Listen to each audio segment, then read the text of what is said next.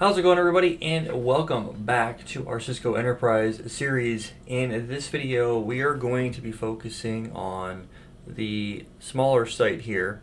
We're going to be going through and doing some inter-VLAN routing. We're going to set up the we're going to be leveraging .1Q sub interfaces. We're going to talk a little bit about how that works and go from there. And the intention here is to provide the two PCs here, PC48 and PC67, with access outside of their local network. Now, right now, they are both sitting inside of VLAN 310 and doing a fine job of doing that.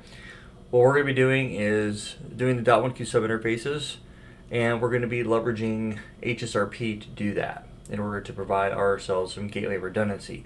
This is going to be something that I want you guys to automatically think about when you start looking at a design. You see something like this or like this up at the top. If you see that, automatically think, I need gateway redundancy. What do I use? HSRP, VRRP, something along those lines in order to get the job done. So that's what we're going to be going through and doing. We've covered the majority of this already. We've already gone through in this section where we did the layer 2 piece. Now, from a recording perspective, I'm doing this way down the road. This video will be coming after I've done a bunch of other configuration and stuff like that. So I'm coming back to this because we've already covered a little bit about services already over in the big site here, which ironically I had to power off the lab. It like froze up on me. So I'm going back and trying to backfill some information. But from a video flow perspective, it'll be online. Should come in after. One moment here. I'm looking at my flow. So you're in the switch campus section, and we're looking at after the FHRP and HSRP overview. So that's what we're going to be taking a look at. So this will be a follow-on video in Switch Campus, which you guys already know that because that's what the title of the video is. But from my perspective, it's just refreshing my memory. So that's what we're going to go do. And the intention here is once that's in place and we have .1Q sub interfaces and we place these guys and they're in the same subnet, they should be able to talk to each other. The intention then would be to go in a follow-on video and expand our MPLS VPN to allow these sites 24 and 23 and talk about a new technology or a new feature known as a site of origin, but we'll get to that in a later video. So with that being said, let us talk a little bit about .1Q trunking and the 802.1Q subinterface and how that works. Now, if you're not familiar with this concept, it is historically referred to as router on a stick. And in my opinion, this is not a good design. If you're in a smaller location like this, it's probably fine to get the job done, even something as small as this, where you only have a internet circuit coming in or you have a private circuit coming in, depending on the scenario. Most likely you're going to have both, but internet is usually more feasible than private WAN service, but then again, it depends on where you live. So the idea here with like a smaller site is you would have one edge device. That edge device would be a router, typically a firewall, and that firewall is then going to have something on the behind it, like a 24 or 48 port switch. And typically speaking, you're going to try to keep things very, very simple, it's going to be a layer 2 switch. Even though it could probably do layer 3 capabilities, you're going to probably deploy a layer 2 switch because you don't want to overly complicate this section here with dynamic routing or static routing for that matter.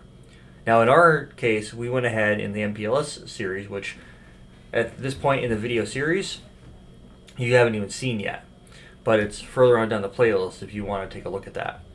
So we've got EIGRP running here. I'll go back through and populate a lot of this information as we go through, but the concept here is we would do something very small here, where the router 38 would be our default gateway for whatever devices are plugged into switch 18. Now, conceptually, you can do the exact same thing, but the only difference is here we have two edge devices. And the moment you see two edge devices or more, which typically you're not going to see more than two, it's typically going to be two, you're automatically going to want to think high availability. So some sort of gateway redundancy mechanism, HSRP, VRRP, whatever it might be. And so this would be like potentially a core device or something in your MDF, and this is going to be a slightly bigger site. You might have a couple different floors or what have you. And so one concept that I get cast about is what happens if you have a scenario where you have a location where it's maybe a multi-story building, and you're in the downtown area, and you don't really have the ability from your main MDF switch. Maybe you've got two different floors. Maybe you rent off of, let's say, the 10th floor, and then you rent off the 15th floor. Well, typically speaking, you're not going to run Ethernet cables from your 10th floor through the fiber risers between the floors and then to your endpoints. You're not going to do that. What you are going to do, though, however, is you're typically going to connect your switches via fiber through the structured cabling that's already been deployed. And the way you would do that is you would deploy a switch at on each floor, right? You'd have switch 5 on the main floor where all your routers are sitting and where your internet circuits come in. Your internet circuits, private WAN, whatever it might be, terminate on your edge devices. And then you're going to have probably in the same rack as your edge devices is going to be your main switch. It might be even a stack of switches, 2 or 3 switches operating as one physical device. And from there, you're going to need a connection through the structured cabling that goes vertically up inside the building. And that's essentially where this cable right here is going to come into play.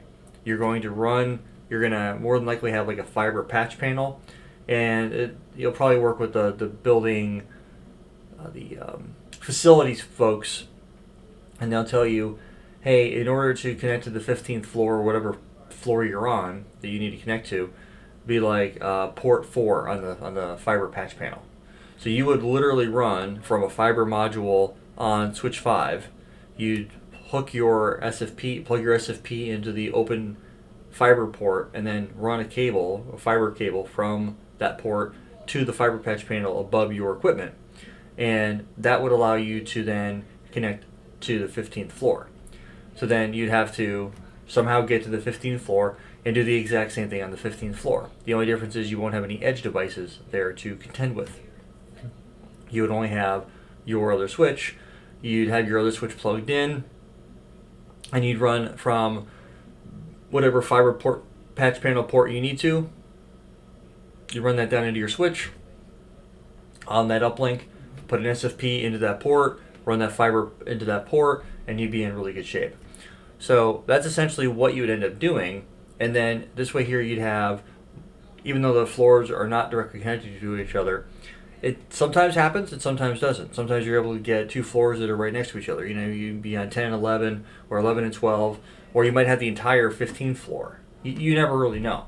The point being here is if you need to stretch your connection between floors, and you're not going to be able to do that with Ethernet. Good luck trying to get a structured cabling company to come out and run Ethernet between floors. I personally have never seen an organization be able to pull that off. Is more than likely, unless you own the building, you're not going to be able to do that. You're more than likely going to be renting a floor from a property management company, and that's what they're going to end up doing. Now, you're a network engineer, right? Your job at the end of the day is to worry about configuring these switches. Well, not really. I mean, there's still pieces to this puzzle that you need to figure out beyond how do you configure the switch ports, right? So doing the configuration, that's the easy part, right? The complicated part is doing all of the logistics and the project management. You might have somebody that deals with project management for you, but either way, you're going to have this to contend with. So you're going to have to work with the facilities people and then work with getting the cables ran, all that type of stuff. Now, once you're on a floor, typically there might be a layout you can leverage. You still might have to rely on facilities. And if the facilities and the structured cabling people are good, and they've done their job, then typically speaking, if you were to go into your suite on that floor, let's say you're in suite 101, or no, you're in suite 1501 because you're the 15th floor and you're the first suite on the floor. So you go to that suite and you go into that. You're in your suite. You're in your little rented area, and there are, let's say, 15 cubes, and there's 5 offices. Let's say that's what you've got. So you've got 20 ports that you could leverage. So then the idea is, okay, well, you're going to go check the individual cubes and the offices to make sure that they have their cabling done correctly. And your job is then to, and if the structured cabling folks and the facilities folks have done their job, if you go into the cubes and in the offices, there should be network drops in every one of those rooms or in every one of those cubes. When you walk up to there should be a nomenclature on there of something. It could be, it's some sort of designation to tell you which port, patch panel port in the closet that you need to reference. So there's going to be a port inside the cube and inside the office that you'll then go, you'll have to, what I would normally do is I'd go in there and I would write them all down. I'd say office X, office Y, whatever the case might be, and I would note them. I know which, I'd marry them, the patch panel port to the office, and then from there I would know who's where and who's doing what. I then go to the patch panel port and I look at the patch panel and I go, you're going to have a rack of equipment and you're going to have a patch panel inside the rack. That is where all the cables, structured cabling from the cubes and from the offices are going to be dropped in the rack. From there, you'd line up that patch panel port number that was in the cube to the rack and to the patch panel port in the rack. Once you do that, then you're able to mount your switch. Let's assume that's already been done. And then you'd have to run an Ethernet cable from your switch port on your switch to that particular patch panel port. You do that for every one of your connections that you need to make. And that is how you would do inter-floor connectivity and all that good stuff that goes along with it. So hopefully that made sense. So, and that's what you would end up doing across all of your different locations and stuff like that you might have to deal with. Now, if you don't have to deal with any of that stuff and you're a third-party consultant and stuff like that, and your job is just to come in here and configure the devices, great. That's less stress for you to deal with. Well, let's say you're not, and I've been in this position multiple times where I've had to go out and the project manager or somebody overlooks something. It does happen, and I've been there, and you have to be like, okay, you understand, and sometimes you don't even know what questions to ask. You're just there. The first thing I ask is, okay, is this a multi-floor building or a multi-story building? And if the answer to that question is yes, then it's like, okay, what floors are we working with, and are the floors right on top of each other? Do I have to worry about, is there structured cabling in place? Stuff like that. So you'd go through all of that, questionnaires, things like that, get all the information that's relevant to what you need to do, and then go from there. So that's essentially what you would end up doing at a high level, and then going through and doing your config. Now, why do I go into and talk about that? Well, because this is something that I've seen numerous times, where even though you're doing HSRP between 23 and 24, and then you've got a switch in the rack, and to deal with structured cabling going up to the other floor, and how to interconnect all your devices and all that good stuff. This is just normal day-to-day operations as far as I'm concerned. So a lot of this is going to be experience-based, and if you're not sure, ask. Always ask questions. I would rather have more information than I need than not enough information and need more. So need it and not have it and not need it versus need it and not have it. That is my mindset. So with that being said, what we're going to go do in this to get this particular video rolled out, you and I are going to go through a basic deployment of router 23 and router 24. We're going to do some .1Q sub interfaces and talk about how that comes into play and why that's important. So the key thing here is gig 02 and gig 03, these uplinks right here, they need to be configured as trunk ports. And gig 00 on both 23 and 24 needs to be enabled, but then we're going to use .1Q sub interfaces. And the way that works, let's go to switch 5 real quick. And let me go ahead and do a show interface status. Right now, gig 2 and gig 3 are connected, but neither one of them is a trunk. So we do show run interface gig 0/0.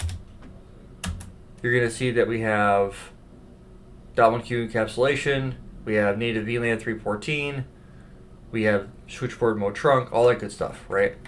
Now what I need to do is go to interface range gig 0/2 through 3 and type in switch port trunk encapsulation .1Q switch port mode of trunk.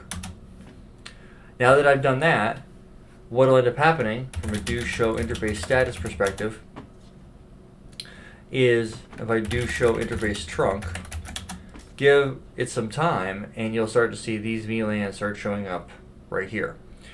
Now what I get to go do on 23, we'll start there because it's right there. This device, when the lab rebooted itself, I have to reconfigure it. So that I'll deal with that in a separate point in time, but no big deal at the moment. When it says host name is going to be R23, and I'll go to gig 0/0.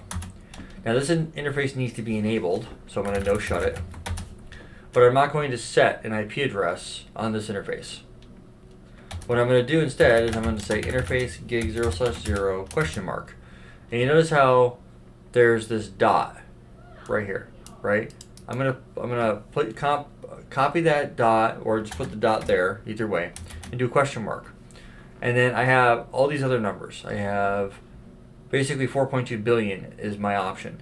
And what I'm going to essentially do is whatever the VLAN ID is over here. So 310, 311, 313, 314, I am going to go through and use that number as my .1Q subinterface. So I'll type in 310. And now that I'm underneath here, I need to specify the encapsulation. So I'm going to type in encapsulation, and it's going to be .1Q 310.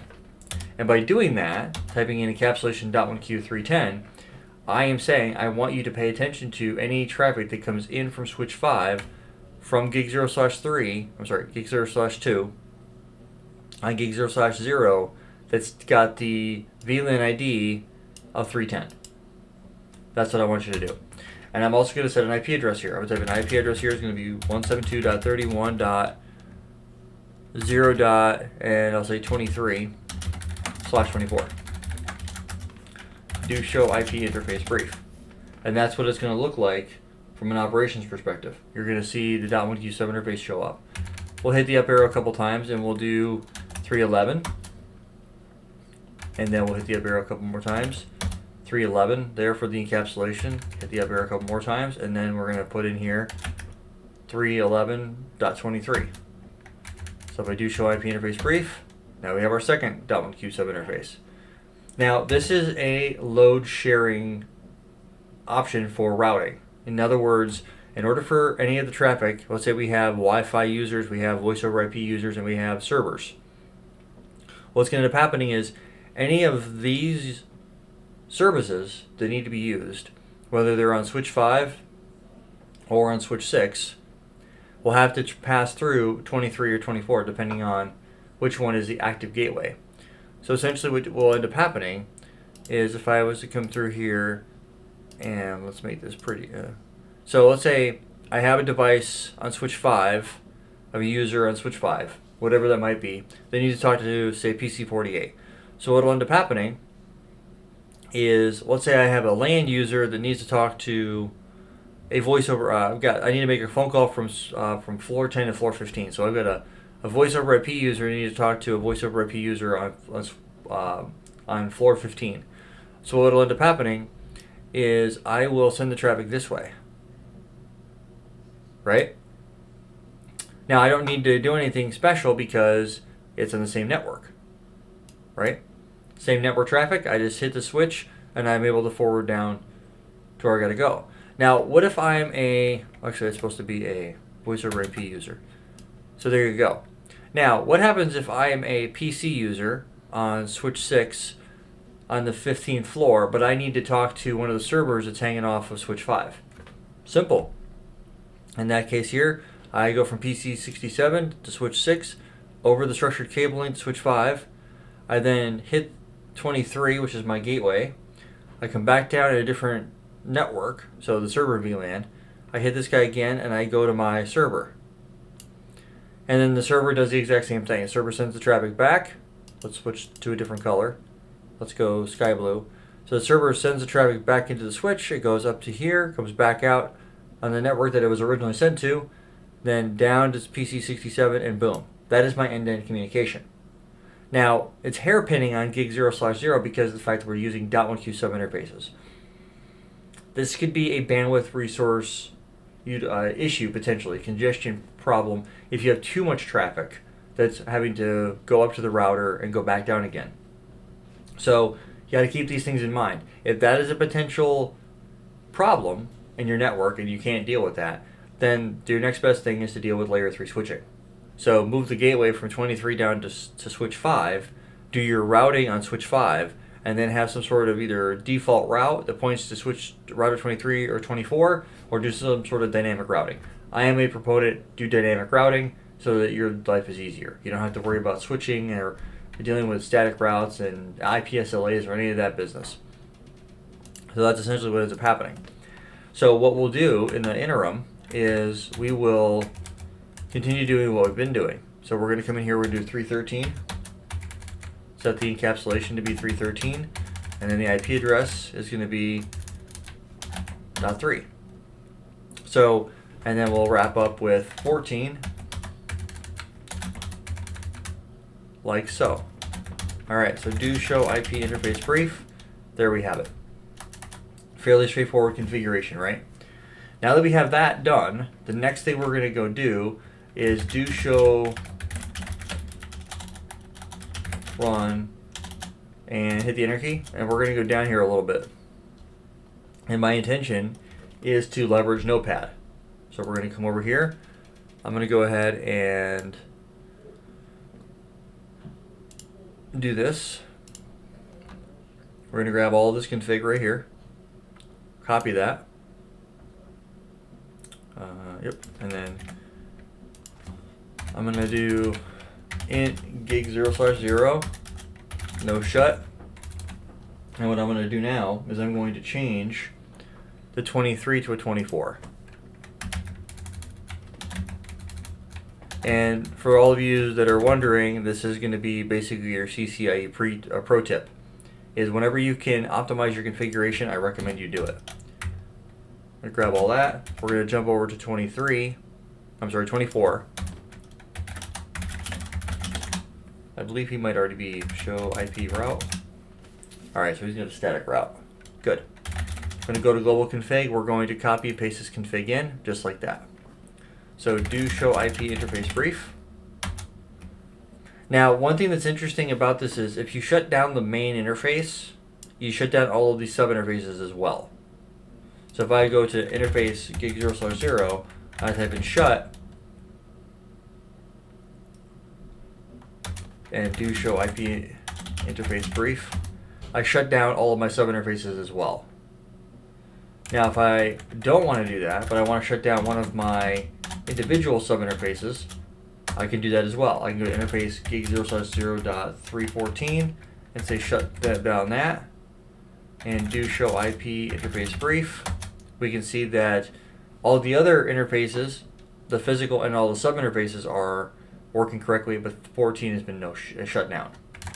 So just be cognizant of those things when you're dealing with this. You can shut down a sub-interface if you'd like to do so. So there's that piece. So now that I've got that done, I am going to take this to the next step, and I'm going to go back to 23. I want 23 to be my default gateway for all of my networks. So what I'm going to do is I'm going to come in here underneath interface gig 0/0.310, and I'll type in standby, and then the group number is going to be 10. And then I'm going to set the IP to be 10.172.31.0.1, and then I'm also going to set the priority to be 150, and I'm going to set it to preempt. Now by doing that, it's going to make my job easy. So do show run interface gig 0/0.10, 310. There we go. HSRP is set up. I am the active gateway. Now, what I can do from here is I can basically wash, rinse, and repeat the same process again. So I'm going to take these few lines of config over to here, and I'm going to type in interface gig 0/0.310, 311, 313, and 314. And what I'll do is I'll grab this line of this little bit of config and do like that. And then instead of having to reinvent the wheel a bunch of times, just have to do this. And then the other thing you want to do is change the group number to be 11 and 13 and then 14. Now normally you would use like standby, you know, that type of stuff. I don't know if you picked up on it, but the most amount of groups you can have with HSRP version 1 is 255. Now, if I could make this bigger, if I was to use version 2, which would give me, I think it's 4096.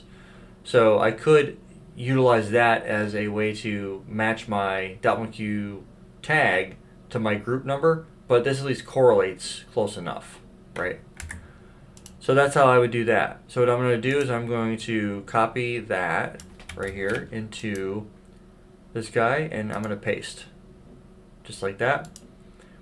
And then what I'll be able to do for the other devices, I'll just take this priority out,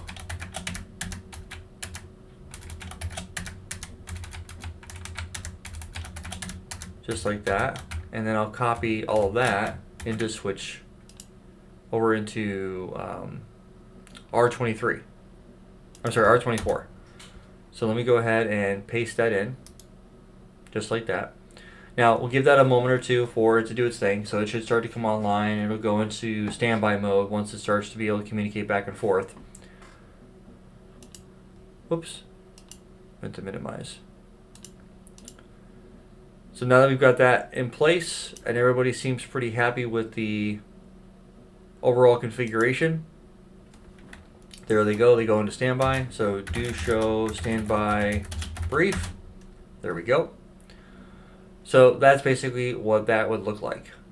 So that is how you would deal with .1q trunking and 802.1q tags for doing router on a stick. So it's fairly straightforward. You can totally do this in any environment you'd like to do so, but like I mentioned, depending on the utilization at the site, maybe layer 3 switching would make more sense. But I have deployed this particular design well over 1,000 times because it's easy to do, and a lot of people understand it. A lot of people understand layer 3 switching as well, but typically speaking, from a financial perspective, it is cheaper to deploy a layer 2 only switch than it is to go out and buy a layer 3 capable device, especially if you're on a large scale.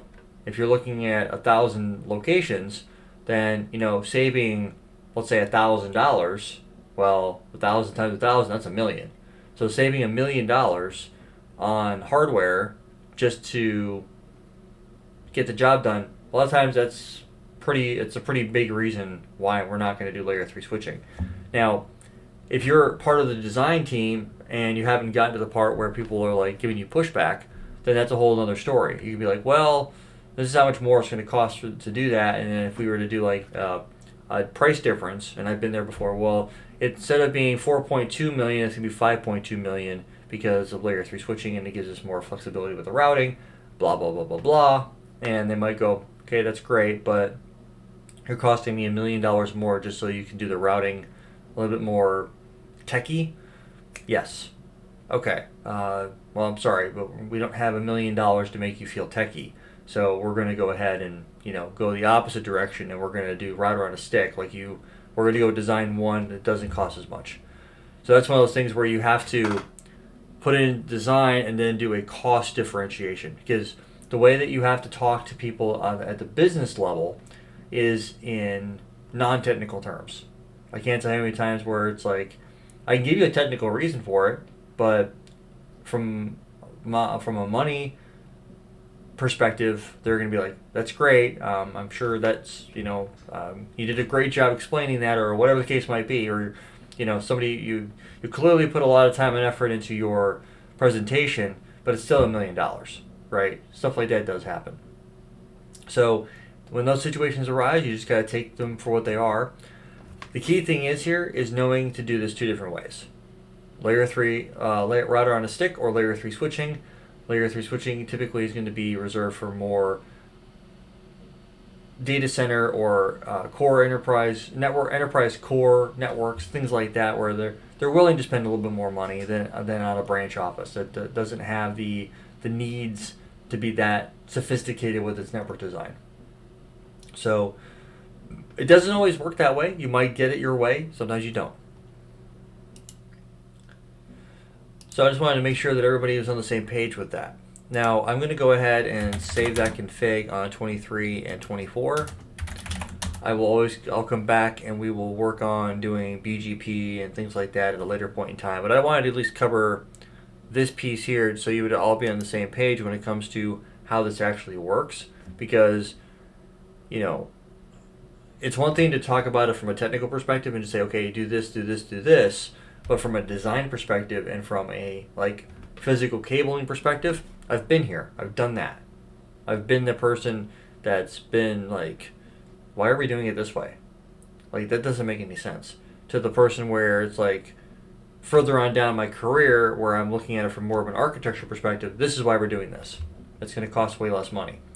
So if you can look at 2 outputs from a monetary perspective, unless you can, that's a question. What if you could justify it?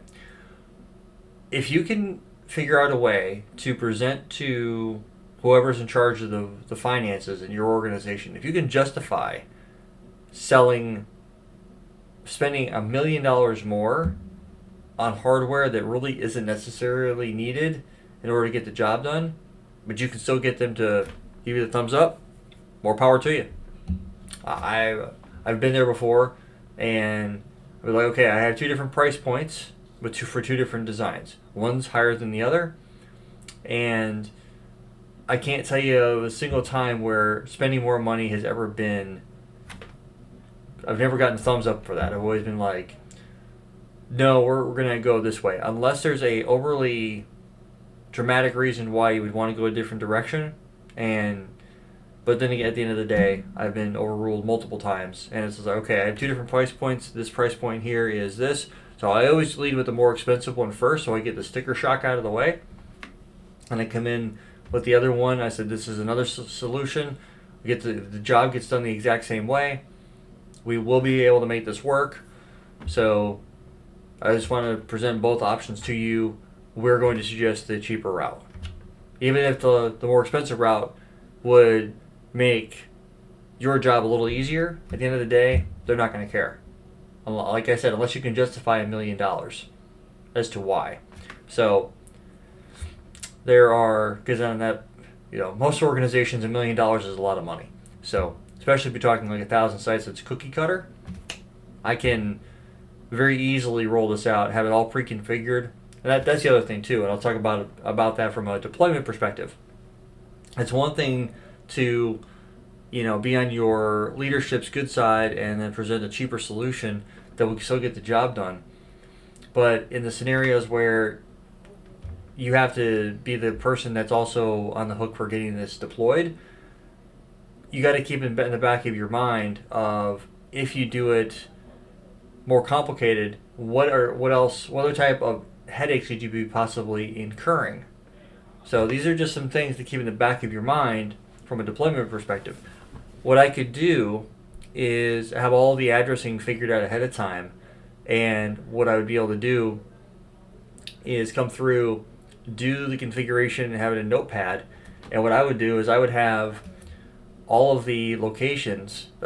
I personally wouldn't do this. It would be probably handed off to a bunch of a team of people. But you could pre-build all the configs for 23, 24, 5, and 6 ahead of time. And then you could put it into like a depository or a repository of configurations based off of a location. And then you put this into a big file share. and then the people that are responsible for doing the deployment, they would go to the file share and download the configs for the edge routers, the core switch, and then the IDF switch and things like that, and then it's just a matter of copying and pasting for them. That was a full-time job for me for about 6 months with a customer that I worked with not too long ago. This is literally all I did all day long, but it was a long process, and they wanted to make sure things went smoothly. So if you're in those situations, you have to deal with them as they come. So that's where it doesn't matter how good of a salesman you are, if the decision's already been made to go this direction, you deal with it. And I'm not one to sit there and throw a fit because, I'm like, well, I really want to do layer 3 switching. Great. Go cry to somebody else. No one's going to care. So at any rate, that is why I bring things up like this and just talk through them so that you guys might see, what that challenge might be. So with that being said, ladies and gentlemen, at this point in time, we have gotten this site good to go. I'm going to go ahead and save the config everywhere just so that I don't have to go back in case the device or the lab, I have to reboot it. I'm going to remember just to start saving my configs. So we are in good shape. At this point in time in the recording process, I have, with the reboot of the environment back in, I have RIP back in place. So you guys haven't gotten there yet, but we've already covered RIP, we've covered some EIGRP, some OSPF, some BGP, so on and so forth. So the RIP section's already been completed, so I will be pulling that out and redeploying with EIGRP. This will be one of our EIGRP sites. I've also gone through and fully gone through a major EIGRP deployment here and talked about some enhancements with that. So now that the EIGRP process has been covered, we talked about different EIGRP operations, doing summarization and things like that. We'll definitely be focusing on OSPF here in the very near future. I also have the MPLS environment stood up, so we'll be able to do layer 3 VPN connectivity and things like that. So if things seem a little hard to follow at times, I apologize in advance for that, because I'm not trying to label things, because it's not a set in stone topology, right? So if anybody has any questions at any point in time, drop those in the comment section below. I'll clarify where I need to and things like that. So, if at the end of this video, which is now, I'm going to quit talking because we're approaching 40 minutes. If you have any questions, comments, concerns, feedback, please drop that in the comment section below. If you haven't already done so, please like, share, and subscribe, and I'll catch all of you people in the next video.